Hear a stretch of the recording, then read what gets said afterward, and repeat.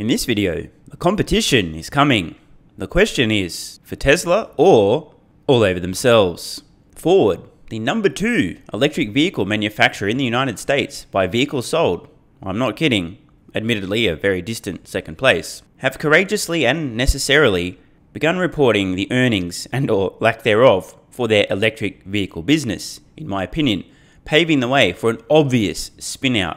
I believe in the future, Ford's internal combustion engine vehicle business will be going bankrupt. Ford's laying the foundation now to spin out their EV business and start raising capital for that growth business while allowing their ICE business to go up in flames. Of course, I could be wrong, pure speculation, but if I were leading a legacy automotive company, 1, I'd wonder what I was doing with my life, and 2, I'd be making the exact same moves. We're going to be looking through Ford's Q1 2023 earnings report, specifically focused on their electric vehicle business. As we run through this earnings report and some of the highlights and or lowlights, consider this a window into other legacy automotive manufacturers. The same story, the same kind of numbers, the same strategy is likely to play out. And spoiler alert, this does not paint a pretty picture for Tesla's so-called competition. Speaking of, posted a subscriber-only video on Twitter yesterday, another one biting the dust. I called it 2 years ago, it's now playing out. Still batting 1,000. I mean, it sounds kind of arrogant, but it's also true, so it's more accurate than arrogant, right? And also posted a massive video over on Patreon yesterday. Go check it out. Clocks in at almost 40 minutes. Check the links in the pinned comments for all the exclusive content. Let's get into it. Now, first things first,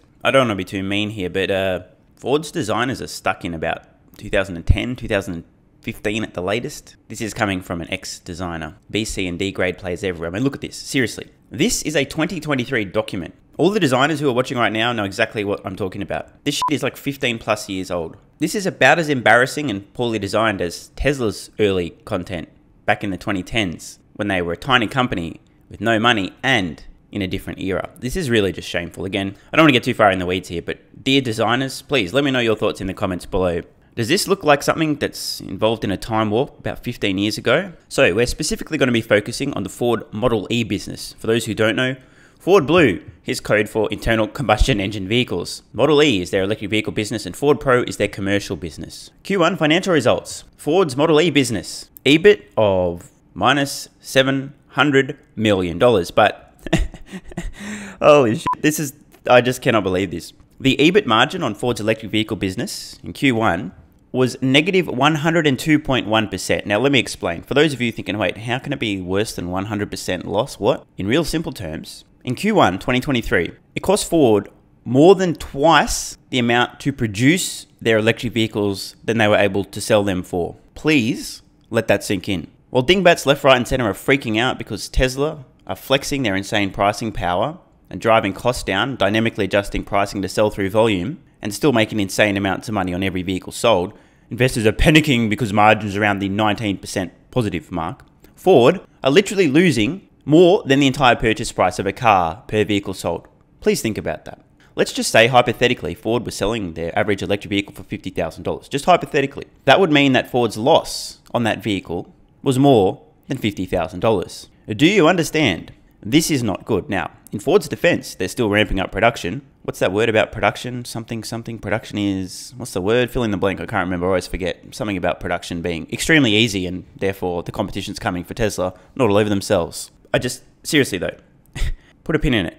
A negative 102.1% EBIT margin on their electric vehicles. That's really embarrassing. Now, of course, this isn't complete apples for apples. Tesla's gross automotive margin, not EBIT margin, in the most recent quarter, around the 19% or so mark. Not a perfect comparison, but it gets us in the ballpark. The point here, Ford are losing staggering amounts of money for every electric vehicle they're selling today. And they're selling more electric vehicles in the United States than any company other than Tesla. This is literally number 2. This is Tesla's so-called competition. Everything's fine.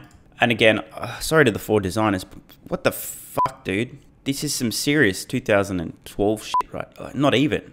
The ex-designer in me is just vomiting in my mouth here. Interesting slide, very early in the presentation here. Ford Blue Cruise, top-rated active driving assistance system. With a little bit of a caveat there. According to who? Oh, according to Con Job Reports, January 25th, 2023. Now, why does Consumer Reports ring a bell? Let's have a quick look at this article. Ford's Blue Cruise ousts GM's Super Cruise as Con Job distorts top-rated active driving assistance system. Tesla autopilot falls to mid-pack as other high-tech systems improve. I don't want to be too hard on Ford. It's not their fault, but let's do some digging here. Con job reports. Let's learn about con job reports, can we? Apparently, it's ad-free and influence-free and powered by consumers. This is interesting. Let's learn a little bit more about us, our people.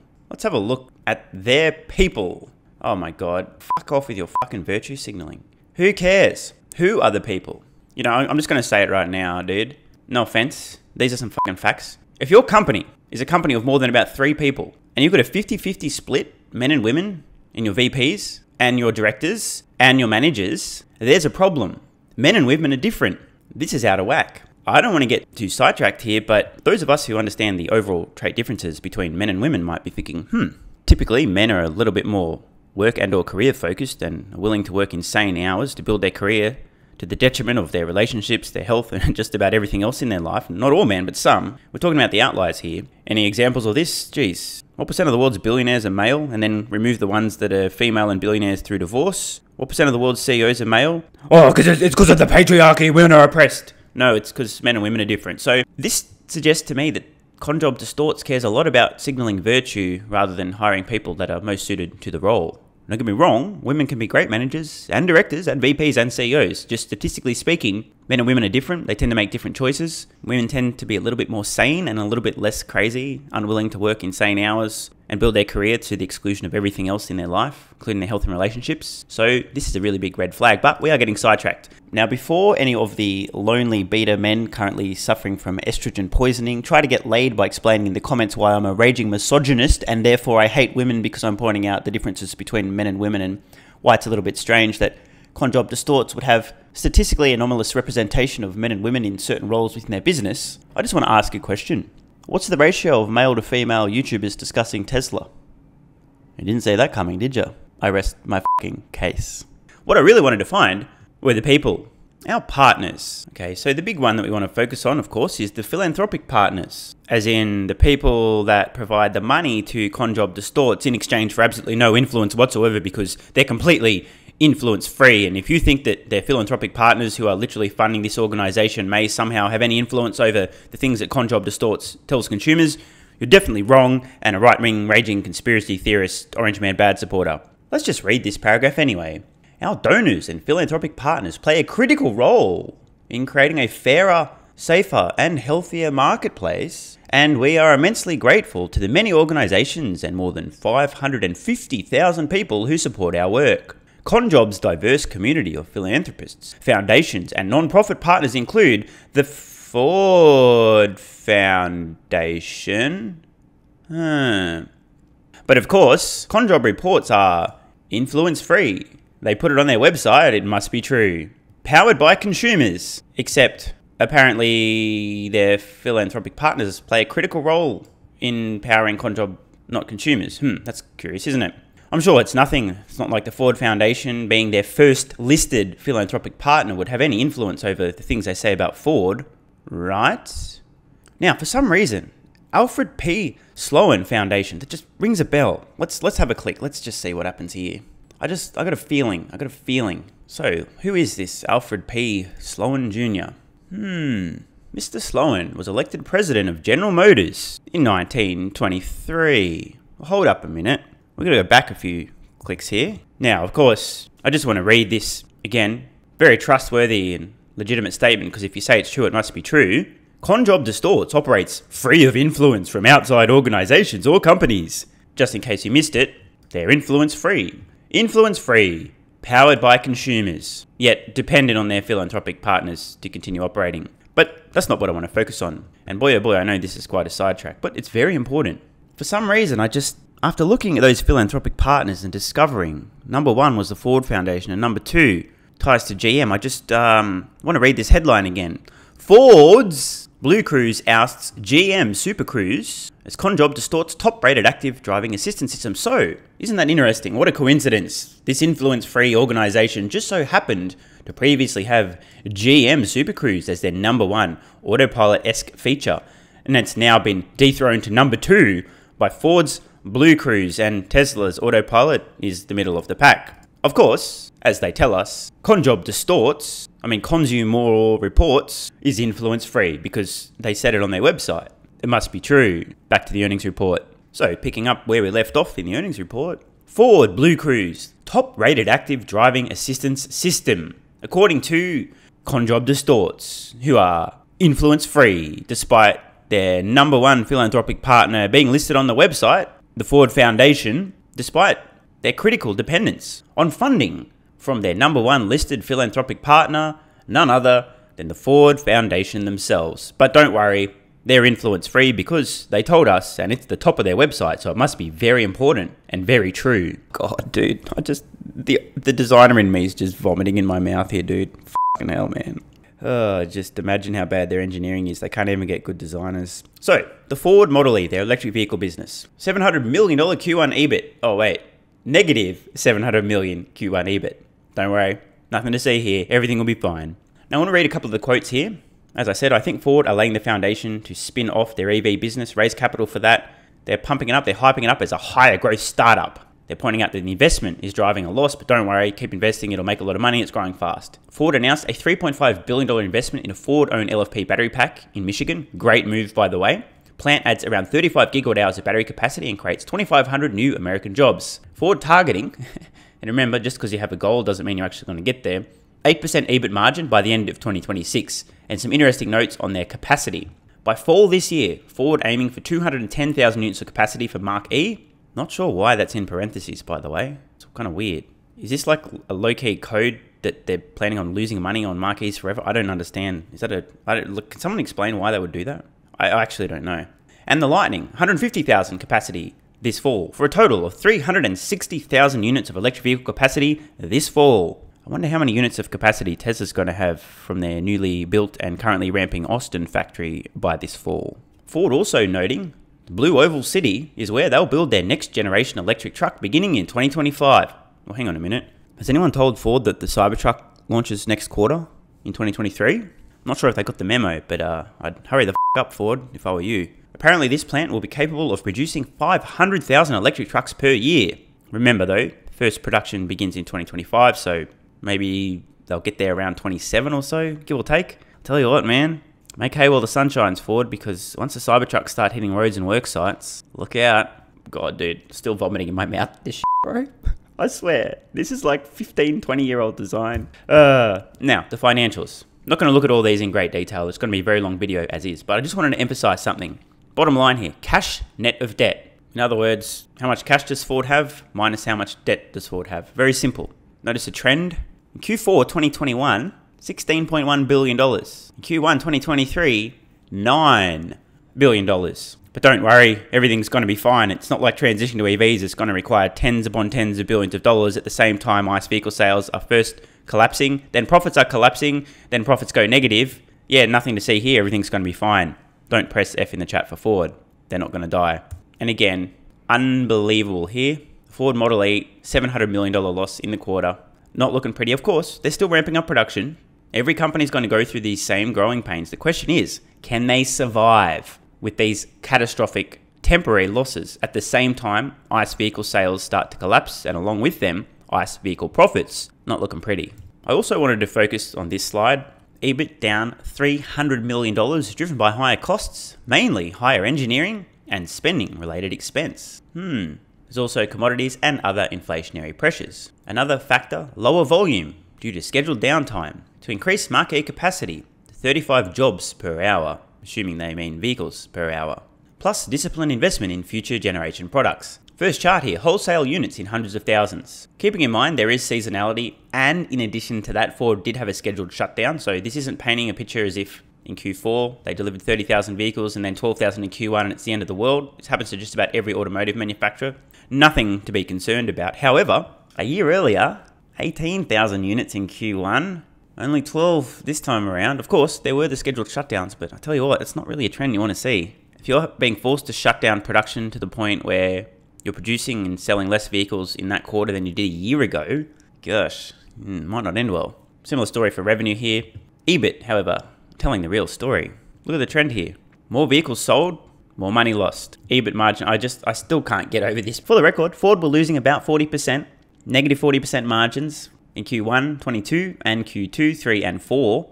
In Q1 2023, negative 102.1%. I just cannot get over that number. It is stunning. But don't worry, everything's going to be fine. And now, the canary in the coal mine. Ford credit. I want to focus in on auction values. But before we get to that, I just want to read some of these key points. EBIT down $600 million in line with expectations, driven by lower financing margin. Imagine that. The margins on your financing business are coming down. Not a good sign. Credit losses, also not a good sign, and we'll talk more about this in a moment. And lease residuals. Lower financing margin due to higher borrowing costs.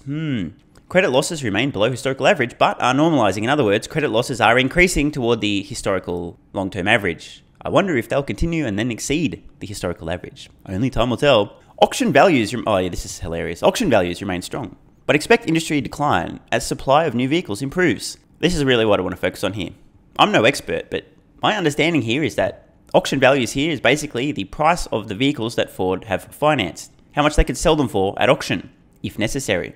Now, you may have heard me mention repeatedly that ICE vehicle sales are starting to collapse, and guess what else is going to happen? The value of ICE vehicle sales is going to fall off a goddamn f***ing cliff. You guys have no idea. Within the next couple of years, I personally believe we're going to see double-digit percentage declines in the value of ICE vehicles, new or second-hand, because consumers, the penny will have dropped, EVs make more sense. No one's going to want to buy these things.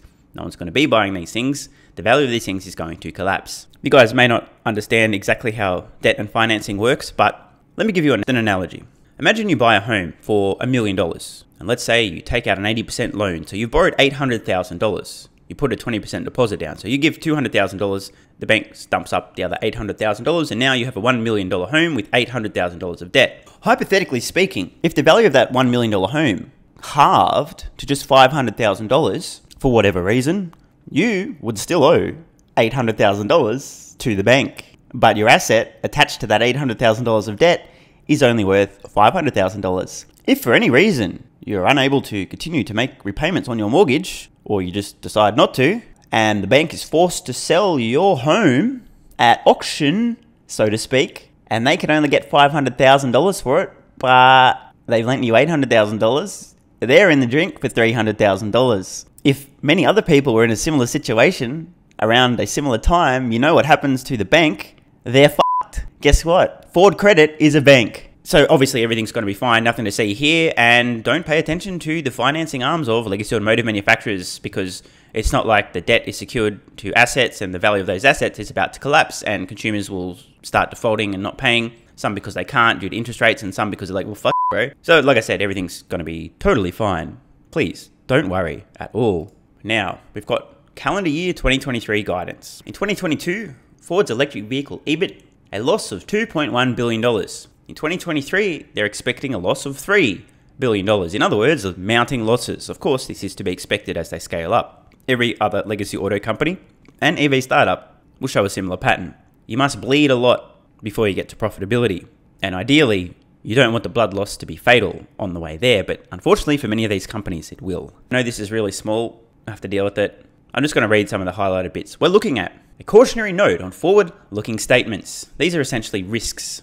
Let's read some. Ford and Ford Credit's financial condition, which we were just discussing, have been and may continue to be adversely affected by public health issues, including scamdemics. More importantly, the next line. Ford is highly dependent on its suppliers, as opposed to Tesla, who are less dependent on suppliers because they're much more vertically integrated, to deliver components in accordance with Ford's production schedule and specifications, and a shortage of or inability to acquire key components, such as semiconductors or, this is important, raw materials such as lithium, cobalt, nickel, graphite, and manganese, can disrupt Ford's production of vehicles. Ford's ability to maintain a competitive cost structure could be affected by labor or other constraints. Very vague terminology here, but if we read between the lines, one of the major risks to Ford is that they can't compete on costs. Now, why does that sound familiar? Can't compete on costs. Yeah, no, it's probably nothing. I don't know why I even thought that. Ford's ability to attract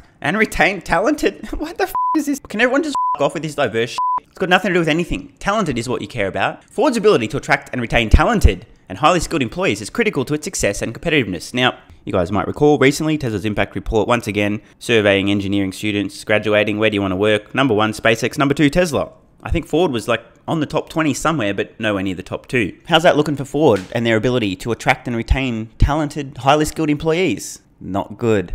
Ford's new and existing products and digital software and physical services are subject to market acceptance. That's quite funny. It's true. It's just so vague and generic. If you make shit products and no one wants to buy them, you've got a problem. That's what they're really saying. And face significant competition.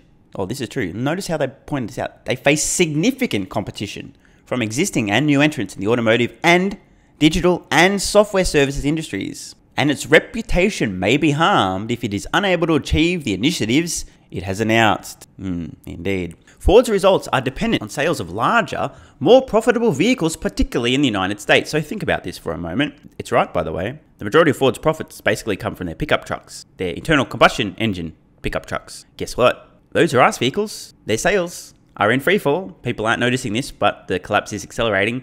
And as the collapse in sales accelerates, the collapse in profits accelerates, and Ford, in their own words, are dependent on sales, aka the profits from these vehicles. So if sales and profits from these vehicles start going in the wrong direction, I think that might mean Ford's in some big trouble. Ford may face increased price competition or a reduction in demand for its products. Increased price competition, that is putting it lightly. Ford recently have been forced to once again cut the prices on their Mark E.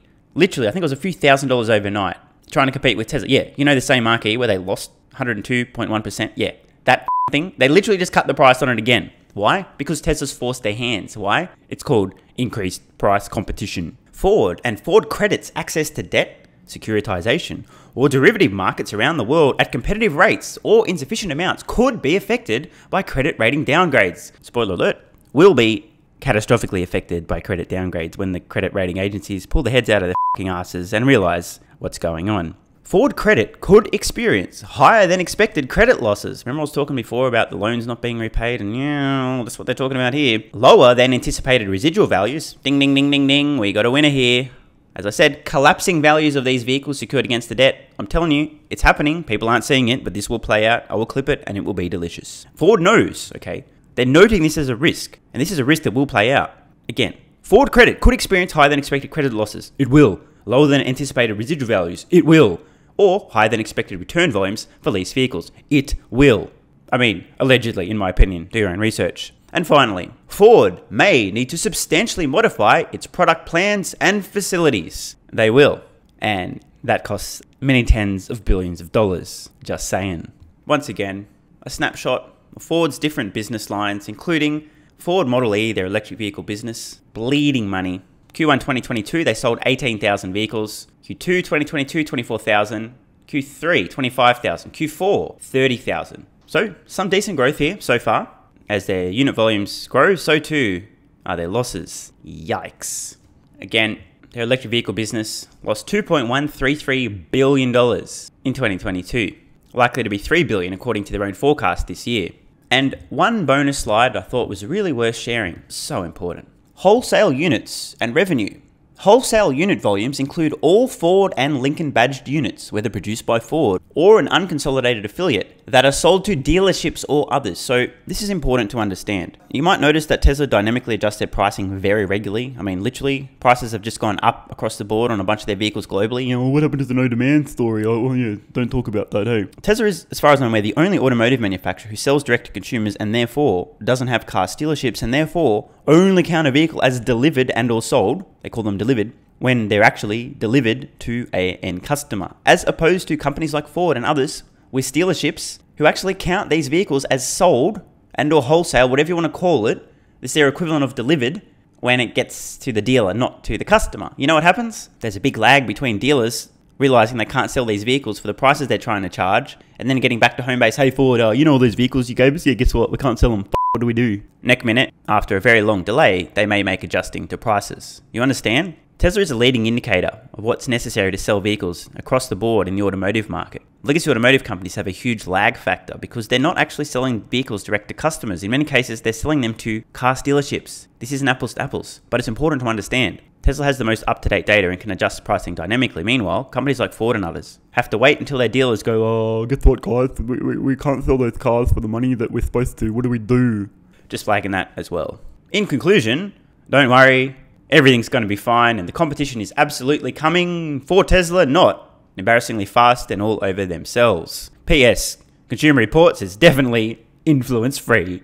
You can trust them because they are the science. Wait, did I say that out loud? Man, I really want to get banned from YouTube, don't I? Check out Athletic Greens AG1, which I've personally been taking now for more than 2 years, and I absolutely swear by it. If you hate your life, you eat like trash, you don't exercise, you don't give a shit, you don't get enough sleep, you got bigger fish to fry, don't bother. If, on the other hand, you do value feeling and performing your best, and you're not taking Athletic Greens AG1, I think you're missing a trick. Hence, I'm doing my best to try and have a positive impact. I'm always looking for ways to feel and perform my best, and AG1, no doubt, is the best bang for buck. It's not the only thing I do, but in terms of the return on investment, there's nothing that comes close. It's packed full of 75 high-quality vitamins, minerals, and whole food source nutrients, plus digestive enzymes, prebiotics, probiotics, and adaptogens to help you deal with stress. Plus, if you head to athleticgreens.com/SMR or click the link in the pinned comment, you get yourself a 1-year free supply of vitamin D3 and K2 plus 5 travel packs. Try it for a month, and if you don't get the results you're looking for, just get your money back. After all, that's why the money back guarantee exists. What do you got to lose? You don't have to take my word for it. Check out these recent testimonials from viewers of the channel. After nearly 1 month on AG1, I'm less sleepy, have more power until late evening, more attention without being edgy. It's life-changing, positive. This particular viewer is suggesting they feel like they're in their 20s. They're currently 38 years old. I've had a similar experience myself. No kidding, I feel like I'm 20 years old again. And I'm almost the same age as this viewer. After 4 months of using AG1, I have only one problem. I want more. I like bigger scoops and would run low before the next pouch would show up. So today I made a double order. Love your content, thank you. You're welcome. Yet another newly discovered benefit of AG1 is my golf game. Finally got out here on a golf course, don't want to reveal too much personal information. Golf is primarily a test of mental strength and positive thinking and focus. AG1 seemed to have amplified all of these, as well as my body feeling loose, less sore, and less aches in the joints after play. Amazing. A lot of people sharing similar results. It's almost as if you give your body everything it needs to feel and perform its best, which includes recovering from exercise and physical exertion. You get results like these. Been using AG1 for 2 months now. I'm 22 years old. I've certainly gained a substantial boost in energy that helps me get more done throughout the day.